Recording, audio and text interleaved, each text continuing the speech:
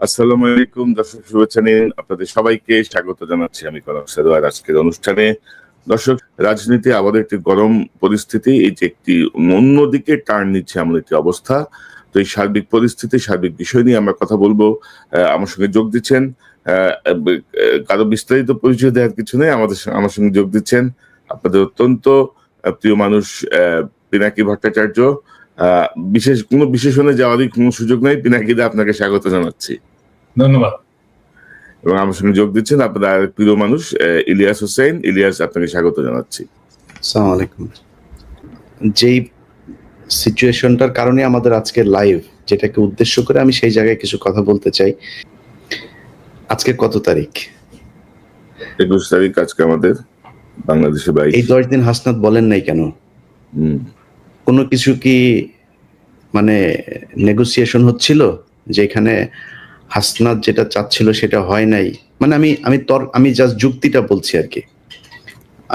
আমি হাসনাতের এটা নিয়ে করছে না। এরপরে হাসনাতের সাথে আমার গতকালকেও কথা হয়েছে। আমি হাসনাতকে মানে দোষ দিচ্ছি না, বুঝছি মানে বলা হয় নাই কেন, এই কথাটা কেন বললাম জানেন? হাসনাতকে জিজ্ঞেস করছিল ইলিয়াস এটা প্রশ্নটা? হ্যাঁ, না, আমি এই কথাটা জিজ্ঞেস করি নাই। এই বিষয় নিয়ে কোনো আলোচনাই হয় নাই। আমার সাথে অন্য বিষয় নিয়ে, আমি ওই যে আসিফের ব্যাপারে যে করেছিলাম সেটা নিয়ে করেছি। আমি এটা জিজ্ঞেস করছিলাম হাসনাতকে। হ্যাঁ, কারণ হাসনাত নানা সময় আমার সাথে নানা কথাবার্তা বলে, ওর মান অভিমান রাগ এই সমস্ত বিষয় করে আর কি। হ্যাঁ, তো এই সমস্ত আমি জিজ্ঞেস করছিলাম যে হাসনাত, তুমি এই জিনিসটা তো আমাকেও বলতে পারতা। হ্যাঁ, ওই দিন তো আমাকেও বললা না কেন? বললো যে দাদা আমি আসলে আমাকে এইভাবে বলছে, আমি একদম এক্স্যাক্টলি এই কথাটা বলতে, দাদা আমি আসলে রাজনীতি বুঝি না। হ্যাঁ, আমি রাজনীতি ভালো বুঝি না এবং আমার মাথার মধ্যে কখন কোনটা করতে হবে এই জিনিসটা আমি সবসময় ঠিক মতো বুঝতে পারি না, আমার বয়স কম। এভাবে আমাকে বলছে। হ্যাঁ, আপনাকে বলাটা উচিত ছিল আগেই। হ্যাঁ, এটা নিয়ে আমাকে আরো আগেই বলা উচিত ছিল, কিন্তু আমি সারা নিয়ে রাজনীতির নানা ফ্রাস্ট্রেশন নিয়ে আমি এত বেশি জেরবার ছিলাম যে আমি আসলে বুঝতে পারিনি কখন কোনটা আমার করা উচিত। কিন্তু যে সময় মনে হইলো যে আমার এটা বলে ফেলা উচিত, আমি বলে ফেলছি। এই আমাকে এক্স্যাক্টলি এই ইয়েটা দিছে। তোমার সাথে কথা হইলে তুমি এটা চেক করতে পারো। না, আমি তার কথায় যেটা, এই যে এই ঘটনাটা আমি জানি না সে কেন বলেছে, কিন্তু আমি তার সাথে যে কথাগুলো বলেছি তার কথায় স্পষ্ট বোঝা গিয়েছে যে আসিফ, তারপরে মাহফুজ, এদের একটা চক্র আছে। এই চক্রটা মিলে যা করছে সেটার সাথে এই হাসনাত, সার্জিস, এদের খুব ভালো একটা সম্পৃক্ততা নাই এবং তাদেরকে কিছুটা কর্নার করা হয়েছে। আমি জানি না, এই কথাগুলো যেহেতু ব্যক্তিগত আলাপ, এই আলাপগুলো আমি পাবলিকলি বলতে চাই না, কিন্তু আমি আপনাদের একটা জাস্ট সিনারিও বুঝাইলাম। দর্শকের হয়তো অনেকের মনে হইতে পারে যে মনে হয় এই হাসনাত মানেই বোধহয় মাহফুজ, মাহফুজ মানেই বোধহয় আসিফ। না, এইখানেও একটা একদম সরাসরি একটা পার্টিশন করা হয়েছে। এখন কথা হচ্ছে না, কিন্তু এই যে মানুষগুলি তারা যে এখন মনে করেন যে মবতন্ত্রের এই মব মানে শাহবাগীদের বিরুদ্ধে কথা বললে তার গায়ে লাগে, তিনি এখন এটা চান না। মাহফুজকে 1000 কোটি টাকার মালিক বানাই দেবো আমি, $1 বিলিয়ন মালিক বানাই দেবো। $1 বিলিয়ন, $1 বিলিয়ন মালিক হওয়ার পরে মাহফুজ মনে করে কি মেম্বার নির্বাচন করে পাশ করে আসতে পারবে? আপনি এসছেন মবতন্ত্রের মাধ্যমে, আপনি এখন এসে সবকিছু আইন কানুন ভাবে তারপরে দেখেন। আইন, এই যে বিচারকগুলোকে আপনি সরাইলেন, কোন আইন দিয়ে সরাইছিলেন? উপদেষ্টা বানাইছিলেন, বাংলাদেশের সংবিধানে ছিল, আপনি বসাইলেন কেন? আপনারা যেভাবে উপদেষ্টা হয়েছেন এটা কোন আইনে ছিল? এখন বিডিআর এর মামলার সময় আপনি আইন দেখান, এখন উদিচির মামলার সময় আপনি আইন দেখান, 21শে আগস্টের মামলার সময় আপনি আইন দেখান। ওই ফেনীতে যেই বনোজ কুমার আর ব্যারিস্টার সুমনরা যেটা করে গিয়েছে, সেই 16 জন মানুষ এখন পর্যন্ত তারা কেন কন্ডেম সেলে আছে? আপনি করতে পারেন নাই, সময় পান নাই। শামা ওবায়দের সাথে অন্ধকারে সিনেমা হলে চিপাই গিয়া বসে সিনেমা দেখার সময় পান, এই কাজ করার সময় পান না। এটার জবাব বাংলাদেশের মানুষের কাছে। আমি বলেছি যে 5 বছর, 10 বছর, 20 বছর, যত বছর প্রয়োজন হয় থাকুক তারা। আমরা তো বিএনপির কাছ থেকে বেশি সুবিধা নিতে পারতাম, তাই না? আমরা সেটা করিনি। আমরা বলেছি এরা থাকুক। বরং বিএনপি অনেক ক্ষেত্রে এই বাংলাদেশের সবচেয়ে, এই যে 3 জন লোক এখন বসে কথা বলছে এখানে, এই 2-3টা লোক এখন বিএনপির সবচেয়ে বড় শত্রু। কার জন্য হয়েছে? আমরা বাংলাদেশের মানুষের জন্য, এই ছাত্রদের জন্য। তারা গোনাই ধরে না। মনে হয়েছে যে এইভাবে এসে তারপরে কয়েক বিলিয়ন টাকা কামায়, তারপরে মনে হয় তারা বাংলাদেশে আবার ক্ষমতায় আসবে। এত সহজ? আপনার মতো এরকম কয়েক বিলিয়ন ডলারের মালিক বাংলাদেশে বিএনপির অনেক নেতা আছে, নাম ধরে বলতে পারি, তারা আওয়ামী লীগের সময়ই কামাইতো। আপনি কি মনে করেন নাকি আজকে এই বিতর্কে আর গেলাম না, তারা কামাইতে পারতো, কিন্তু তারা কিন্তু টাকা দিয়ে আপনি বাংলাদেশে রাজনীতি করতে পারবেন। আপনার চেয়ে বহু টাকাওয়ালা লোক বসে আছে বাংলাদেশে। আমি একটা জিনিস, সরি ইলিয়াস, আমি ইন্টারাপ্ট করার জন্য, যে জিনিসটা আমি আমার সকালবেলা দেখে খুবই মেজাজ খারাপ হয়েছে। নাসিরউদ্দিন পাটোয়ারি জাতীয় নাগরিক পার্টির একজন খুবই গুরুত্বপূর্ণ নেতা, সে আজকে একটা স্ট্যাটাস দিচ্ছে, মানে আমার দেখছেন, কেউ দেখছেন এটা স্ট্যাটাস? ইলিয়াস দেখছো? আমি খেয়াল করিনি। সেই স্ট্যাটাসে সে বলতেছে জিয়াউর রহমান লুটেরা। মানে কি ধৃষ্টতা! মানে এই ছেলের তো রাজনীতি করার কোনো অধিকারই নাই, রাইটই নাই, কোনো রাজনীতি করার বিন্দু মাত্র তার পলিটিক্যাল ট্রেনিং নাই। মানে সে জিয়াউর রহমান ক্যারেক্টারকেও বোঝেনি, জিয়াউর রহমানের রাজনীতিকেও বোঝেনি, জিয়াউর রহমানের কন্ট্রিবিউশনকেও বোঝেনি, এবং জিয়াউর রহমান বাংলাদেশের জন্য কি সেটাও বোঝেনি। সে বলে দিল লুটেরা। এত বড় ধৃষ্টতা! আশ্চর্য ব্যাপার। মানে একটা রাজনীতিতে, মানে আমি বলবো যে এই সময়টা, এই যে ওয়াকারের এই ইস্যুটা নিয়ে একটা কিন্তু মোরাললেস জাতীয় ঐক্যের একটা অবস্থা সৃষ্টি হয়েছে। কারণ তারপরে বিএনপির মিডিয়া সেলের পোস্টগুলো দেখেন, পোস্টগুলো আমরা যদি দেখি তাহলে দেখবো সে সালাউদ্দিন সাহেবের 5ই ফেব্রুয়ারির একটা মন্তব্য দিচ্ছে যে আমরা আওয়ামী লীগের বিচার চাই, আওয়ামী লীগের বিচারের মাধ্যমে, হ্যাঁ। তারপরে যতগুলো মিডিয়া সেলের পোস্ট সব প্রো পিপল, আমরা যা চাই সেইখানে। আর সেইখানে নাসির পাটোয়ারি যে জিয়াউর রহমানকে লুটেরা বল। আরে বেটা, কি বলবো, 2 দিনের পোলা।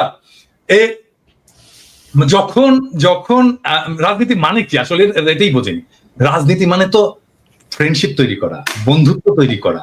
তুমি বন্ধু বানাবা, তুমি যতজনকে পারবা বন্ধু বানাবা, তোমার স্ফিয়ার অফ ইনফ্লুয়েন্স বানাবা। এখন আমরা বলবো যে বিএনপি, আমরা যেটা চাই সে জায়গায় বিএনপি আসছে, স্বাগতম, আসেন আমরা একসাথে কাজ করি। এই আওয়ামী লীগকে আপনারাও চান না, আমরাও চান না। আপনি চান বিচার, আমাদের হয়তো সামান্য কিছু আছে, তফাৎ আছে কিন্তু আসেন আমরা বসে আমরা একসাথে কাজ করি। এবং এই সময়টা আসলে আমাদের তৈরি করা উচিত যে আমরা যতগুলো রাজনৈতিক দল আছে, আমাদের যত মত আছে, অ্যান্টি ফ্যাসিস্ট মত আছে, তাদের একসাথে বসার একটা বাস্তব শর্ত তৈরি হয়েছে। আসেন আমরা একসাথে বসি, ডায়ালগ করি, আওয়ামী লীগ প্রশ্নে আমরা একসাথে একটা সিদ্ধান্ত নিই। এবং আমার মনে হয় আমরা বাকি সবাই, ইনক্লুডিং বিএনপি, আওয়ামী লীগ নিয়ে এখন একটা সিদ্ধান্ত নেওয়ার মতো অবস্থায় আমরা চলে আসছি, এবং দ্যাটস ওয়ান্ডারফুল। আজকে দেখেন 27 নম্বরে হয়েছে, এই যে আওয়ামী লীগ মিছিল করছে এই করে, হ্যাঁ, ঠেকাইছে কারা জানেন?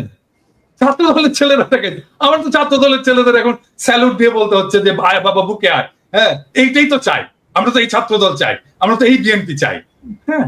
সো এখন তৈরি হয়েছে একটা অভূতপূর্ব একটা জাতীয় ঐক্যের প্রেক্ষাপট, যেই জাতীয় ঐক্যের উপরে দাঁড়ায় আমরা পরবর্তী জায়গায় যাইতে পারি। আর নাসিরউদ্দিন পাটোয়ারি এখানে বলে দিল। আমার মনে হয় নাসিরউদ্দিন পাটোয়ারির শুধু, আমি জানি না কি অবস্থা, ওর ক্ষমা চাওয়া উচিত, জাতির কাছে ক্ষমা চাওয়া উচিত জিয়াউর রহমান সম্পর্কে দৃশ্যতাপূর্ণ মন্তব্য করার জন্য। এবং আমি এটা খুবই পার্সোনালি নিছি। ইউ অল নো যে আমি ব্যক্তিগতভাবে, শুধু পলিটিক্যালি না, ব্যক্তিগতভাবেও আমি জিয়াউর রহমান চরিত্রটাকে অ্যাজ পলিটিক্যাল লিডার, বাংলাদেশের একজন আইকন হিসেবে আমি কতটুকু রেসপেক্ট করি। এবং এই জায়গায় আমি জানি না নতুন জেনারেশনের কথা, আমাদের জেনারেশন এটাকে কোনোদিন মেনে নেবে না, কোনোদিন না, নেভার এভার। এইটা যদি ছাত্ররা না জানে, নতুন দলের লোকেরা যদি না জানে, তাহলে রাজনীতি না করাই। না দাদা, ওই যে ছাত্র উপদেষ্টা বা ছাত্র যারা দলের নেতৃত্বে আছে, তাদের যে বডি ল্যাঙ্গুয়েজ বা তাদের যে হাবভাব আর কি, এটা ঠিক মনে হয় না যারা বিপ্লব করে আসছে আর কি, মনে হয় যেন একটা ওই এলিট পলিটিক্যাল পার্টি। কনক ভাই, আপনি দেখেন শুরুর দিকে আমরা যখন আসিফ নজরুলের ব্যাপারে কথা বললাম, আমি আসিফ নজরুলের ব্যাপারে কথা বলার পরে এই আসিফ সবার আগে এসে আসিফ নজরুলের পাশে দাঁড়াইলো, কিচ্ছু বলি নাই, হজম করেছে। আজকে আপনি আপনার বইতে লিখেছেন ক্যান্টনমেন্টে আপনি জানেন হাসনাত গিয়েছে, হাসনাত বলেছে না যায় নাই সে, আপনি গিয়েছেন। এখন আমরা কোনটা, ক্যান্টনমেন্টে কিছু একটা ঘটেছিল, আমি বলেছিলাম যে ডক্টর ইউনূসকে প্রধান উপদেষ্টা বানাইতে চায়নি, আসিফ নজরুলকে বানাইতে চাইছিল। এখন তো আপনারা স্বীকার করছেন, এতদিন স্বীকার করেন নাই কেন? এতদিন স্বীকার করা উচিত ছিল। তাইলে তো আসিফ নজরুল, আসিফ আজকে যায় মানুষের কাছে যায় বলে যে সে তার আসিফ নজরুলের সাথে তার সম্পর্ক ভালো নাই, ইলিয়াস ভাই কেন আমার পেছনে লাগলো, আরে ভাই আপনার সাথে ভালো সম্পর্ক না আমি কেমনে বুঝবো? আপনি প্রথম আলো নিয়ে আমার আমার আমার আমার যে রক্তের ভেতরে এন্টি ইন্ডিয়ান যে সেন্টিমেন্ট আমার ভেতরে কাজ করে, তার সবচাইতে বাংলাদেশের প্রধান দোসর হলো গিয়া প্রথম আলো আর ডেইলি স্টার।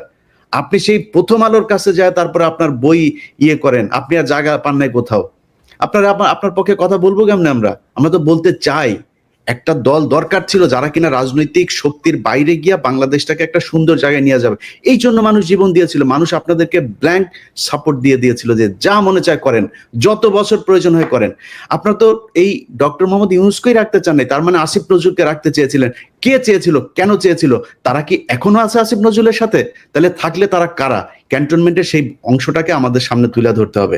ক্যান্টনমেন্টের সেদিন কি হয়েছিল সেটা খুঁজে বার করা খুব জরুরি। না, আমি এইখানে এখন আমি আসলে একটু কনক্লুসিভ জায়গায় যেতে চাই যে এখন আসলে কি করা উচিত। মানে আমাকে অনেকে বলে যে দাদা কোন দিকে যাচ্ছে দেশ, কি হবে না হবে। আমি বলি যে দেখেন দেশের অবস্থা এমন ভোলাটাইল, প্রত্যেক মুহূর্তে প্রত্যেক দিন চেঞ্জ হচ্ছে। বলবো এখানে কিছু প্রেডিক্ট করা যায় না, এখানে আপনাকে নেভিগেট করতে হবে। এখানে প্রেডিক্ট করতে পারবেন না, নেভিগেট করতে হবে। সো নেভিগেট কে করবে? নেভিগেট করার যারা অ্যাক্টর আছে তারাই নেভিগেট করবে।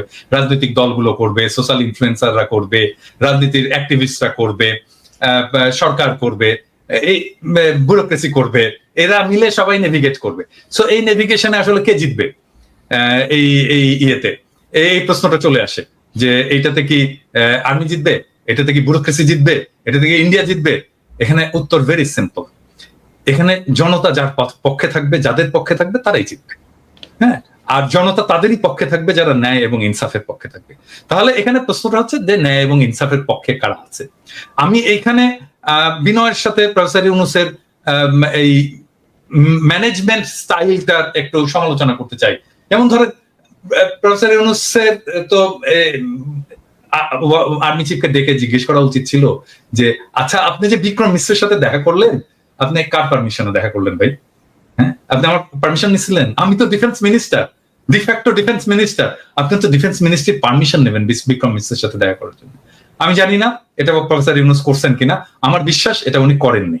হ্যাঁ, তারপরে দেখেন ওয়াকার সবার সাথে কথা বলতেছে, বিভিন্ন জনের সাথে কথা বলতেছে, এই সোসাইটির বিভিন্ন লোকের সাথে কথা বলতেছে, অমুক অমুক অমুক অমুক তার সাথে কথা বলতেছে। ইভেন ধরেন হাসনাতের সাথেই বা কথা বলতেছে, কোন ক্যাপাসিটিতে কথা বলতেছে? হাসনাত একজন পলিটিক্যাল লিডার, তাই না? মানে আর্মি চিফের বাসায় যে হাসনাত এরকম পলিটিক্যাল লিডাররা কথা বলবে, এটা বলতে দেবো আমরা? মানে এইটা প্রফেসর ইউনূসের পারমিশন নিছে? তো প্রফেসর ইউনূস এটাকে কিভাবে ম্যানেজ করছেন?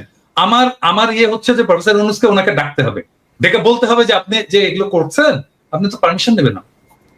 এখন হইতে পারে প্রফেসর ইউনূস আর্মির সাথে সরাসরি ডিল করতে চান না, তো ফাইন, ওনার একজন বিশেষ সহকারী আছেন, একজন জেনারেল আছেন, উনি করুক, এটা ওনাকে দায়িত্ব দিয়ে দিক। এখানে অনেকগুলো ইন্টারেস্ট গ্রুপ তো কাজ করছে, মানে এখানে ইন্ডিয়া কাজ করছে, এখানে কাজ করছে, এইখানে মিলিটারি ব্যুরোক্রেসি কাজ করছে, এখানে জেনারেল পারপিট্রেটর জেনারেল যারা গণহত্যা গুম খুনের সাথে যুক্ত ছিল তারা এখানে কাজ করছে, এখানে হাসিনা কাজ করছে, হাসিনার দলের লোকেরা কাজ করছে, তার ফান্ড ফাইন্যান্স কাজ করছে।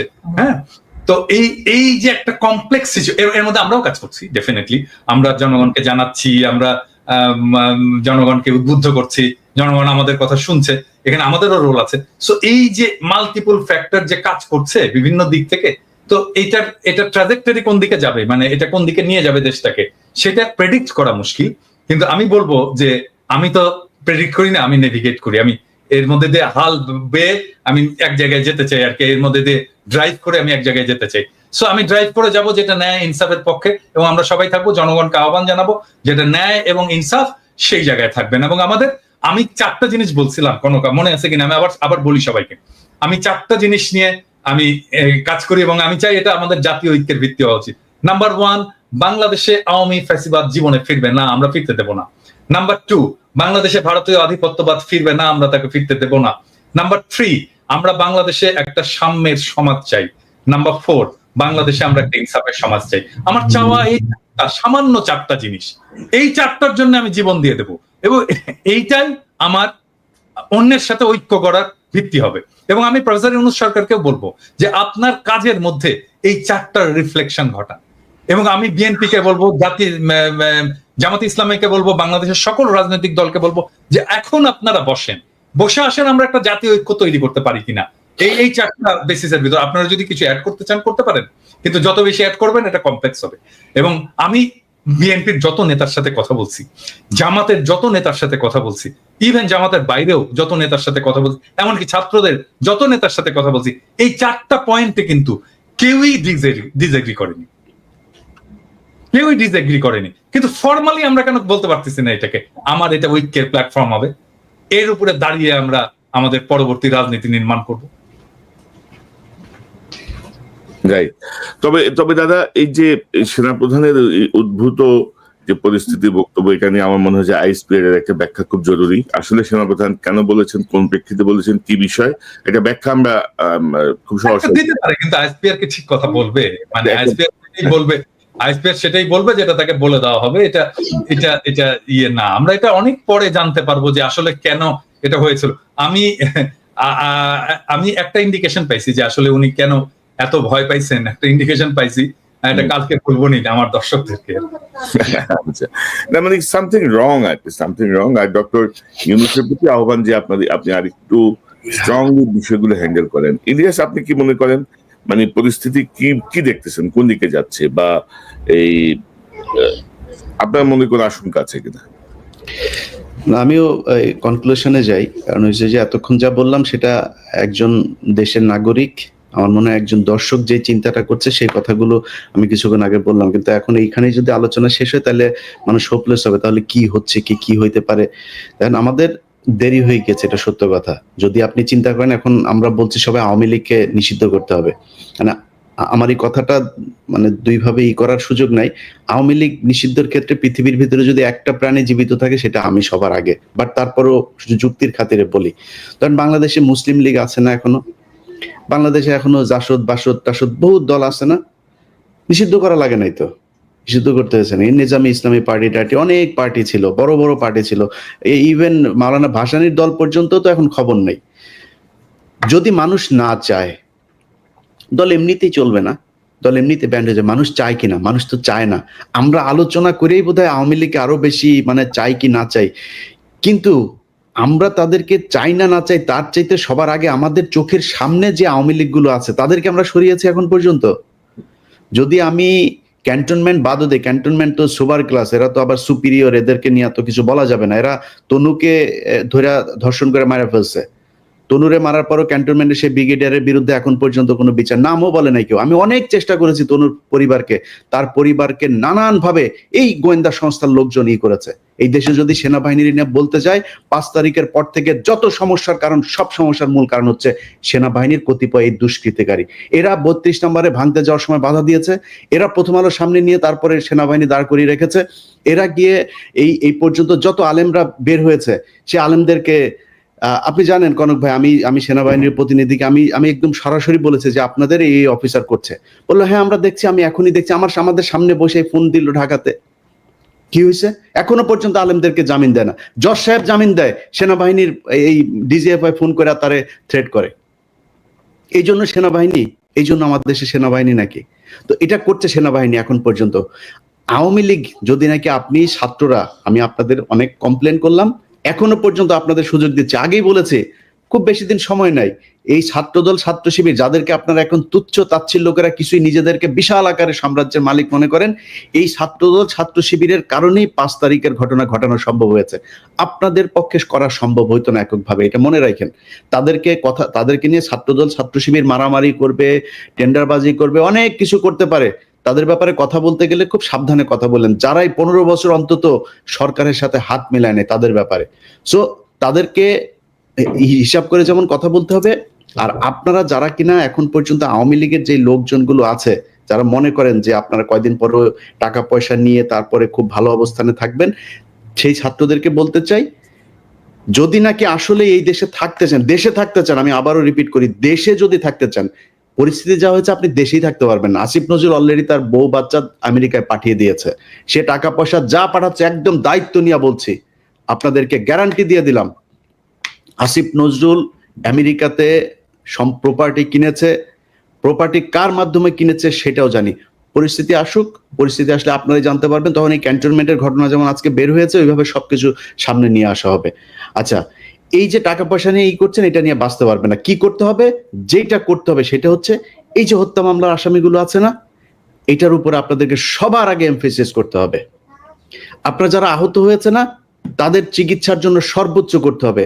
যারা নিহত হয়েছে তাদের পরিবারকে খুব দ্রুত বড় অঙ্কের রাষ্ট্রীয় কোষাগার থেকে তাদের জন্য করতে হবে। এর আগে আমি বলেছি, পিনাকিদা বলেছে, আমরা একদম স্পষ্টভাবে যে যদি আপনার টাকার প্রয়োজনে, ফান্ডের প্রয়োজনে আমাদেরকে বলেন, আমরা ফান্ড কালেক্ট করে দেব। বাংলাদেশের মানুষ এই জুলাইয়ের যে শহীদ, তাদের জন্য তাদের সর্বোচ্চ স্যাক্রিফাইস করতে রাজি আছে। আপনাদের কারণে মানুষ সেগুলো নিয়ে কথা বলে না, কারণ আপনারা তোলেনি না। মাঝখানে একবার কষ্টের কথা বলি, মাঝখানে একবার এরা পঙ্গু হাসপাতালের সামনে গিয়ে দাঁড়াইলো। আমি একজন ছাত্র উপদেষ্টাকে, সমন্বয়কে আমি বললাম যে ভাই, এই মানুষগুলো এখনো পর্যন্ত আমাদের মিডিয়াতে কথা বলে তারপর চিকিৎসা নিশ্চিত করতে হবে। সে আমার কি জবাব দিছে জানেন দাদা? সে আমারে বলে যে ভাই, এরা হইছে উপদেষ্টা হইতে চায়, বুঝছেন? আমার এরা উপদেষ্টা হইতে চায়, এদের অন্য ধান্দা আছে। যে কোনো ডিসেন্ট ভয়েসকে, যে কোনো প্রমিনেন্ট ডিসেন্ট ভয়েসকে বলা শুরু করে আর কি, যে উপদেষ্টা হইতে পারেনি জন্যই এরকম এগুলি করে। তো আমরা এই বিডিআর হত্যাকাণ্ড নিয়ে ধরেন যে কাজগুলো করা হয়েছে, সেনাবাহিনীর পক্ষ থেকে এখনো পর্যন্ত যেই কারণে বিভিন্ন জায়গায় তাদের লোকজন বিভিন্ন লোকজনকে থ্রেট করে, একজন আলেম তাকে জামিন দেওয়া হয়েছে 2000 আপনার মানে এখন থেকে 9 বছর আগে, তারাবি নামাজ পড়ে সে যে বাড়িতে যাচ্ছে তারে ফলো করে করে তারপরে বাড়িতে ঢোকার সাথে সাথে তারে ধরে নিয়ে আসছে। 16 বছর বয়স একজন হাফেজ। আচ্ছা সরি, আমি ইলিয়াস এখানে একটু ইন্টারাপ্ট করি তোমাকে, কারণ এটা আমাদের ইন্টারনাল আলাপ, যেটা আমরা বাইরে বলিনি এখনো। আমি তোমাকে বলছিলাম যে আলেমদের যারা, আমি কিন্তু বেশ কিছু আলেমের মামলা ডিসমিস করার জন্য আমি নিজে ব্যক্তিগত উদ্যোগ নিয়ে এই কাজটা করছি, পিপিদের সাথে কথাবার্তা বলে। এবং এই লিস্টটা একটু প্লিজ করো তুমি। আমার সাথে কালকে রাতেই আমার সাথে আলেমদের একটা প্রতিনিধির মিটিং হবে। আপনি চাইলে আমি আপনাকে তাহলে সেখানে রাখতে পারি। আমাকে রাখো, লিস্টটা দাও। আমি নিজে আমি এখানে ভলান্টিয়ার করতে চাই এবং আমি ওনাদেরকে হেল্প করতে চাই। গ্রাউন্ড লেভেলে দরকার হলে আমি কথা বলে যেভাবে হোক এই ভুয়া মামলাগুলো থেকে তাদেরকে বের করে নিয়ে আসার আমি সর্বোচ্চ চেষ্টা করবো। দাদা, আমরা শোটা শেষ করে এই একটা 5 মিনিট একটা মিটিং করে নেব। আমি যেটা বলতে চাচ্ছিলাম, গুরুত্বপূর্ণ দুটো পয়েন্ট বাদ পড়ে যাচ্ছে। শিরিন শারমিন চৌধুরী, আপনি জানেন যে ভুয়া পাসপোর্ট করতে যে মানে এক সেনাবাহিনীর কর্মকর্তার বাসায় তিনি আছেন, তার ব্যক্তিগত কর্মকর্তাকে দিয়ে প্রভাব খাটিয়ে তিনি তার পাসপোর্ট করতে চেয়েছিলেন। তার মানে শিরিন শারমিন চৌধুরী এখনো দেশে আছেন। আমি জানি যে আরাফাতও দেশে আছেন, আরাফাতও দেশে। আরো অনেক আওয়ামী লীগকে কিন্তু এই যে জেনারেল ওয়াকারের বিষয়ে গতকাল যে বক্তব্যটি আসলো, তার মাধ্যমে বোঝা যাচ্ছে যে একটা গ্রুপকে এখানে পোষা হচ্ছে, মানে বিকল্প আওয়ামী লীগ বা নতুন আওয়ামী লীগ বা এরকম বিষয়টা নিয়ে। তো সেই জায়গাটায় আসলে কি করণীয়, এই বিষয়টা একটু আমি তো ডাক্তার, হ্যাঁ, মানে এটা ভালো আওয়ামী লীগ যদি তৈরি করা যাইতো, তার চেয়ে ডাক্তাররা অনেক আগে গবেষণা করে বাইর করতে করার চেষ্টা করতো যে কি করলে গুয়ে গন্ধ হবে না। হ্যাঁ, তাহলে এটা যেহেতু পাওয়া যায়নি, এটা যেহেতু পসিবল হয়নি, ভালো আওয়ামী লীগও তৈরি করতে পারবে না কোনোদিনই না। আওয়ামী লীগ সবসময় ফ্যাসিস্ট হবে, কারণ আওয়ামী লীগ আসলেই একটা ফ্যাসিস্ট দল। তার কনস্টিটিউশন থেকে শুরু করে তার পলিটিক্স টোটালি ফ্যাসিস্ট। তো এই যে শিরিন শারমিন বা এই জাতীয় কিছু আওয়ামী লীগ নেতা, গুচ্ছ নেতা বসে বসে আরামাইশ করবে, মানে এর মধ্যে কনক ভাই, ওইটা না, আমি এই জায়গায় যেটা করতে হবে, ওই যেই মব শুরু হয়েছিল ছাত্রদের সামনে, এখন রাস্তা একটা অনেক ছাত্রদেরকে কোণঠাসা করে রাখা হয়েছে। ইভেন হাসনাত সার্জিসও এখন কোণঠাসা এই মাহফুজ আর আসিফদের কাছে। তারা এখন ক্ষমতার ভোগ করার মধ্যে আছে। প্রাইভেট ইউনিভার্সিটি, এই যে north south university, BRAC university, এই ইউনিভার্সিটিগুলোর কত ছেলে পেলে মারা গিয়েছে। একজন প্রতিনিধি আছে সেখানে। মাদ্রাসার স্টুডেন্টরা মারা গিয়েছে, তাদের কোনো প্রতিনিধি আছে? জামাত বিএনপির লোকজন মারা গিয়েছে, তাদের কোনো খবর আছে? মনে হচ্ছে এই আসিফ, নাহিদ আর মাহফুজ তিনজন মিলে বাংলাদেশ স্বাধীন করেছে। মাহফুজ কোন জায়গায় ছিল? মাহফুজ মাঠে কোথায় ছিল? আমরা এটা দেখতে চাই, ভিডিও ফুটেজ দেখতে চাই। মাহফুজ মাঠের কোন জায়গায় ছিল? সামনাসামনি সে ফাইট করেছে? কোথাও ছিল না। আচ্ছা, তিনি এখন মাস্টার মাইন্ড হয়ে গিয়েছেন। এখন এই যে জিনিসগুলো করা হয়েছে, আমি মনে করি আমার সাথে অনেকে যোগাযোগ করে প্রাইভেট ইউনিভার্সিটির, বিশেষ করে একটা বিশাল বড় গ্রুপ আছে, এই গ্রুপগুলো চায় তারা এদের ব্যাপারে। আমি বলি যে দেখেন ভাই, ওরা যেভাবে চালাচ্ছে চালাক, যেহেতু তারা 5 তারিখের একটা পক্ষ, আমি তাদের প্রতি একটা সফট কর্নার ছিল, কিন্তু আজকে বলছে যারা যারা আছেন সবাইকে, ইভেন কি ভিপি নুরুল হক নূরের দল, তার কন্ট্রিবিউশন নাই এখানে। আছে নাকি? নূরের কোনো কোনো কিছু আছে নাকি? আমি বলি ভাই, আমি আমার কথা বলি, আপনার কথা বলি, বলেন কষ্টের কথা আজকে বলি। আজকে যেহেতু আলোচনা এসছে নতুন করে, আমার নামে মামলা আছে, এই মামলাগুলো সরানো উচিত না? এমন কোন উপদেষ্টা কেউ ফোন করেছে আমাকে এখন পর্যন্ত যে ভাই কি হয়েছে, কোথায় আছে আপনার মামলা? আসিফ নজরুলের ওই নারী কেলেঙ্কারি করবো, তখন আসিফ নজরুল ফোন করে, ইলিয়াস আপনার কি কি আছে আমার একটু দেন। আরে বেটা, তোর কাছে আমার দেওয়া লাগবে কেন? তুই আগে চাইছিস আমার কাছে? আগে চাস নাই কেন? আগে যদি চাইতি তাহলে তোর আমি দিতাম। এরপরে আজ পর্যন্ত কেউই করে নাই, কেউ করে নাই। আমরা এটার কোনো পক্ষ না, আমাদের কাছে জিজ্ঞেস করার প্রয়োজন নেই। আমাদের কোনোদিন একটা ফোন করে তো কোনো মন্ত্রণালয় থেকে ফোন করে বলে নাই যে ভাই আপনারা আপনাদের প্রতি কৃতজ্ঞতা, বেটা চেয়ারটা তো পাইছিস আর বসে গেছিস। চেয়ার কি এমনি এমনি হয়েছে নাকি? এই বাংলাদেশে আজকে যে মানুষের যেই ভারত বিরোধী যে মনোভাব, এটা ইলিয়াস, পিনাকি, কনক স্যার তারা তৈরি করেছে, এই জন্য হয়েছে। এত সহজে আসে নাই।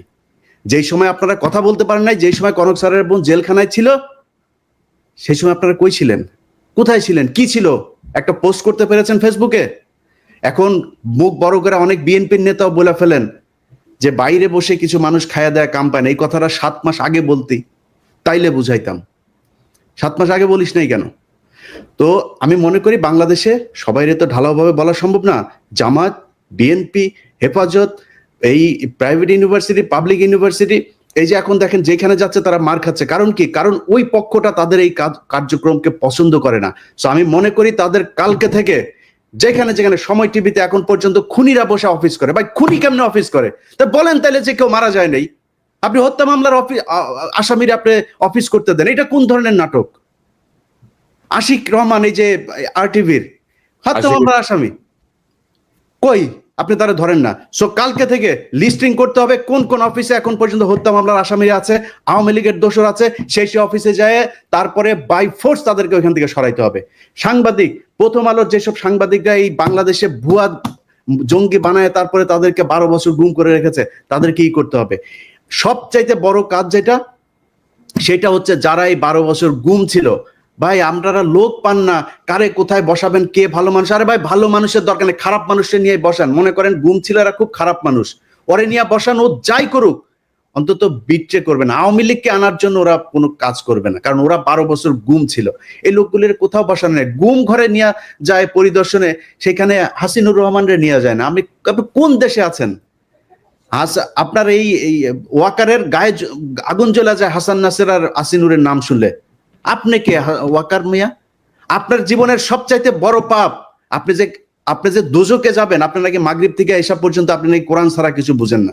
আমাদেরকে বুঝায় গেল ভাই, আজকে বলি নামটাম না বলি, আমার আর কনক ভাইরে আর্মির প্রতিনিধি দল আইসা নিউ ইয়র্কে এসে বুঝায় গেল উনি মাগরিব থেকে এসা পর্যন্ত কারোর সাথে দেখা করেন না, কোরআন শরীফ পড়েন। এইভাবে নাকি কেমনে পরে চশমা চোখে দিয়ে এইভাবেও দেখা গেল না, একদম সামনে বসা। আমরা বিশ্বাস করলাম। আমরা কিন্তু তারপর থেকে পিনাকি দাদার কাছে আমি মাপ চাই আজকে। পিনাকি দাদা আমারে বলছে যে তুমি ইয়ারে কেন করলা, ওয়াকারে কেন ব্ল্যাঙ্ক সাপোর্ট দিলা?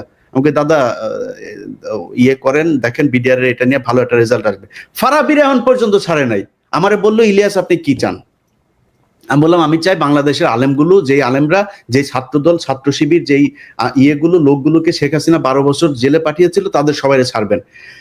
ফারাবির নাম ধরে বলেছে, ফারাবির এখন পর্যন্ত ছাড়ে নাই। তো পিনাকিদার কথা সেদিন না শুনে আমার ভুল ছিল, আজকে বুঝতে পারলাম। এই জন্য পিনাকিদার কাছে সরি। অতএব এই জায়গাগুলো ঠিক করতে হবে। আমরা কারোর আর বিশ্বাস করি না, আবার ফের সেই জায়গায় আসতে হবে। যারা আছেন কালকে থেকে লিস্টিং করতে হবে, লিস্টিং করে তারপরে ঠিক করতে হবে কোথায় কোথায় কোন কোন অফিসে আওয়ামী লীগের দালাল আছে। দল নিষিদ্ধের আগে এদেরকে আগে এখান থেকে সরাইতে হবে। নাইলে যারা এখন এই যে আওয়ামী লীগের লোকজন দেখেন, বিএনপির ভাই এবং জামাতের ভাইদের বলি, তারা এখন আপনাদের দলে যাওয়ার জন্য পারাপারি করে না, কালকে দেখবেন সবার আগে আপনারা ধরবে। অতএব জামাত, বিএনপি কোন দলের মধ্যে কোনো ভাগাভাগি নাই। আপনাদের ভেতরে রাজনৈতিক সমস্যা থাকবে, খুনোখুনি হবে, মারামারি হবে, সব হবে, এক জায়গায় এক হইতে হবে। সেটা হচ্ছে আওয়ামী লীগ বাংলাদেশে কোনোভাবে পুনর্বাসিত হইতে পারবে না। ব্যাস, এই জায়গায় আর কোনো কিছু নাই। সবাই প্রস্তুতি নেন, আবার বিপ্লব শুরু হবে ইনশাল্লাহ। দাদা আপনার কোনো মন্তব্য? আমার নামেও কিন্তু একটা মামলা শুধু খালাস হয়েছে, তাও এটা কিন্তু কেউ উদ্যোগ নেয়নি। কারণ আমার মামলার সাথে ছিল মুশফিকুল ফজল আনসারী আর ওই যে আশিক ছেলেটা তো খুব নামকরা অ্যাক্টিভিস্ট এবং খুব উদ্যমী ছেলে। ও নিজে এটা করছে, সেই জন্য ওর সাথে সাথে আমার মামলাটা খালাস হয়েছে। কিন্তু আমার অন্য মামলাগুলো কিন্তু কোনোটাই খালাস হয়নি, সবগুলোই আছে। আরে আমারও তো একই অবস্থা, আমার তো বোধহয় মামলা 4টা না 5টা, তার মধ্যে একটা গেছে রাষ্ট্রদ্রোহ, যেটা তারেক রহমান সাহেব 1 নম্বর আসামি। ওইটা তাও গিয়েছে কারণ হচ্ছে 21 টিভির চেয়ারম্যান ওইটার আসামি ছিল, ওনারা যেহেতু কাজ করেছে এখানে, নাইলে হয়তো ওইটাও যাইতো না। আর বাকি দিয়েছে মানে ডিজিটাল সিকিউরিটি অ্যাক্টের আরো 3-4টা আছে, আমার জানিও না, মানে কারো কোনো খোঁজ খবরও নাই রে দাদা। আমরা তো মানে কি বলবো আর কি। তো দেখা যাক, নতুন মেরুকরণ একটা শুরু হয়েছে মনে হচ্ছে, এই ভালো হইলে ভালো, না হইলে তো সব সোজা হয়ে যাবে। তো দেখা যাক কি দাঁড়ায়। পিনাকি ভট্টাচার্য, আপনাকে ধন্যবাদ, অসংখ্য ধন্যবাদ। ইলিয়াস হোসেন, আপনাকে ধন্যবাদ। নিশ্চয়ই আমরা পর্যবেক্ষণে রাখি সামনের পরিস্থিতি কোন দিকে যায়, সেই অনুযায়ী নিশ্চয়ই আমরা আমাদের আলোচনা বা বিশ্লেষণ করে ধরবো। ভাই একটা কথা বলতে চাই, এক লাইন, পিঠের চামড়া একটারও থাকবে না। যারা মনে করেন না যে এরে না ওরে, ওরে না এরে, আপনি টাকা পয়সা কামায়, মাহফুজ বলেন, নাহিদ বলেন, আসিফ বলেন, আওয়ামী লীগ যদি নাকি কোনোভাবে পুনর্বাসিত করেন, পিঠের চামড়া একটারও থাকবে না। ছাত্রদল ছাত্র শিবিরের সাথে অলরেডি তো গ্যাঞ্জাম শুরুই হয়েছে, সামনে ছাত্রলীগের আইনা, তারপরে ত্রিমুখী পিটানি খাবেন। টাকা পয়সা নিয়ে সারা জীবন ওই যে মইনিউ আর ফখরুদ্দিনের মতো যায় সারা জীবন এক জায়গায় বসে থাকতে পারবেন। আমি পিনাকি কনক সারোয়ার, আমরা কিন্তু বাইরে থাকলেও মানুষ ডাকে, ভাই আসেন দেশে, আসেন না কেন, আমরা দেশে যাইতে পারি, এটা সমস্যা নেই। আসিফ নজরুলের বাপের ক্ষমতা নাই, দেশে গেলে আমার মামলায় আমার আটক করে নিয়ে যাবে, কিন্তু আপনাদের জীবনে কিন্তু যাইতেও দিবেন, কেউই যাইতে দিবেন, কেউই ডাকবে না আপনারে। সো সাবধান, পিঠের চামড়া একটারও থাকবে না, সবাই সাবধান থাকেন। ইলিয়াস তোমাদের সাথে দেখা করতে আসলো, তো আমার সাথে আসে না কেন দেখা করতে? ও বললো না কেন যে দাদার সাথে কথা বলেন না কেন? কি ডরাই না? আমার এখানে আসার দাদা, এই জিনিসগুলো আমাদের তাদের সাথে আমরা প্রমিস করেছি যে আমরা আপনাদের এই বিষয়গুলো, এই আপনার নামটাম কারা কাদের সাথে কি মিটিং হয়েছে এগুলো নিয়ে আলোচনা করবো না। তারপরে বলি কারণটা কি, কারণটা হচ্ছে আমি যে বিডিআর এর কাজটা করছিলাম, এই বিডিআর এর এই বিষয়টা নিয়েই তাদের যুক্তি দেখেন, সেনাবাহিনীর যুক্তি শোনেন। যুক্তি হচ্ছে কনক সারোয়ার, ইলিয়াস হোসেন, পিনাকি ভট্টাচার্য, আপনাদের এই দেশের অসামান্য অবদান, আপনাদেরকে যথাযোগ্য সম্মাননা দিয়ে দেশে আনা হবে, আপনারা আপনাদের সম্মান দেওয়া উচিত আমাদের। আচ্ছা, এখন কি করতে হবে? সেনাবাহিনী নিয়ে ই করা যাবে না, বিডিআর নিয়ে ই করা যাবে না। বিডিআর নিয়ে কি হয়েছে? বিডিআর নিয়ে করলে নাকি এটা নাকি সেনাবাহিনীর সুনাম ক্ষুণ্ণ হবে, 1। 2 নাম্বার পয়েন্ট হচ্ছে এখানে অনেক মহিলা রেপ হয়েছে, এদের নাম প্রকাশ পেয়ে যাবে।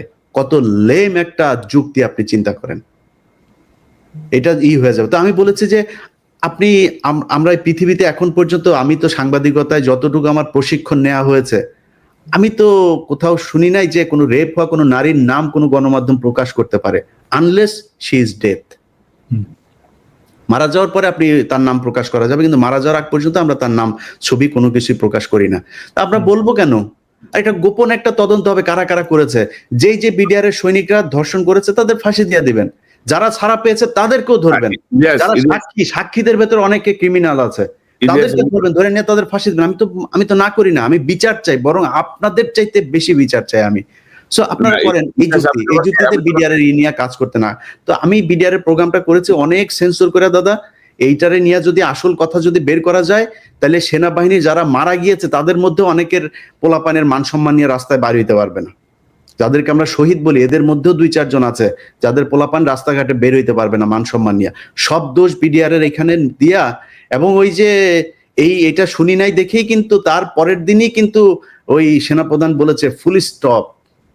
আমাদের ওই মিটিং এর পরের দিনই কিন্তু ফুল স্টপ, 24 তারিখের ঘটনা তাইলে। হ্যাঁ, মিটিং এর পরের দিনই ফুল স্টপ। মানে আমি একটা বিষয় বলি যে দাদা দেখেন, যে বিডিআর বা সেনাবাহিনীর সম্মান, এই যে নতুন যে কমিশনের যে সেই ল অনুযায়ী হাসিনা যে বিচার করে গেছে, সেই বিচারে কিন্তু কমিশন হাত দিতে পারবে না। ওই বিচার কিন্তু বহাল, কিন্তু ওই আইন বহাল, ওই বিচার বহাল, তদন্ত বহাল, সবই বহাল। ওইটা একটা চ্যাপ্টার, কমিশনের হচ্ছে সেকেন্ড চ্যাপ্টার। কমিশন কিন্তু এটা ইন্টারফেয়ার করতে পারবে না।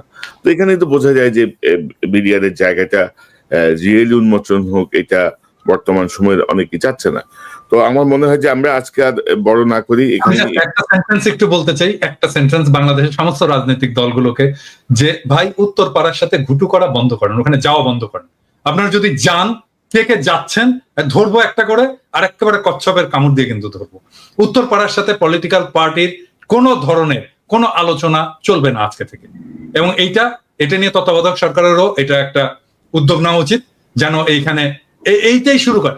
একবার হলো এই এমবেসি গুলোতে যে ধর্ণা দেওয়া, আবার শুরু হয়েছে উত্তর পাড়াতে যে ধর্ণা। জনগণের কাছে যাও রে ভাই, জনগণের কাছে যাও, ওইটাই রাজনীতি। ওর জন্যই রাজনীতি করো, উত্তর পাড়ার জন্য করো না, আর এমবেসির জন্য। একটা জিনিস দাদা, সেটা হচ্ছে যে আমরা এই আলোচনায় হয়তো সেনাবাহিনীর কষ্ট হইতে পারে যে আমরা সেনাবাহিনীর বিরুদ্ধে, আমরা সেনাবাহিনীকে এই দেশের রক্ষক মনে করি। আমরা তাদেরকে তাদের সম্মানের জায়গায় দেখতে চাই। সেনাবাহিনীর মিডল, তারপরে জুনিয়র যারা আছে, তারা প্রচন্ড দেশপ্রেমিক।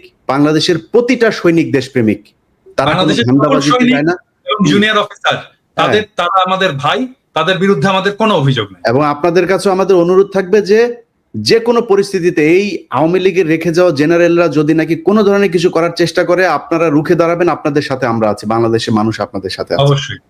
জি, আপনাদের দুজনকে অসংখ্য ধন্যবাদ। দর্শক, এতক্ষণ যে অনুষ্ঠান শুনলেন, ইলিয়াস বলছিলেন হাসিনা বা আওয়ামী লীগ যদি পুনর্বাসিত হয় তাহলে নাসির, নাহিদ, আসিফ এদের কি পরিস্থিতি হবে, আরে জেনারেল ওয়াকারের কি পরিস্থিতি হবে? জেনারেল ওয়াকার যদি হাসিনার কোনো মিথ্যা প্রলোভনের যদি তিনি ভাবেন যে তার প্রতি খুব সদয় থাকবেন হাসিনা, এটি ভাবাও ঠিক হবে না। সো জেনারেল ওয়াকারের ঝুঁকিও কম না। কোনো বিবেচনাতেই আওয়ামী লীগকে পুনর্বাসন করার কোনো সুযোগ নাই।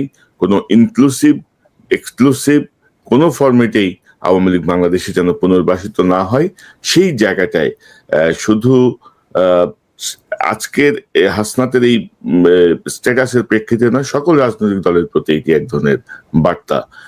কেউ যেন কোনোভাবে, বিশেষ করে এত রক্তাক্ত বিপ্লবের পরে, এত গুম খুন লুটপাটের ইতিহাস সামনে আসার পরে আমার মনে হয় যে কোনো সুস্থ মস্তিষ্কের মানুষ আওয়ামী লীগকে পুনর্বাসন করতে চাইবেন না, বা আওয়ামী লীগকে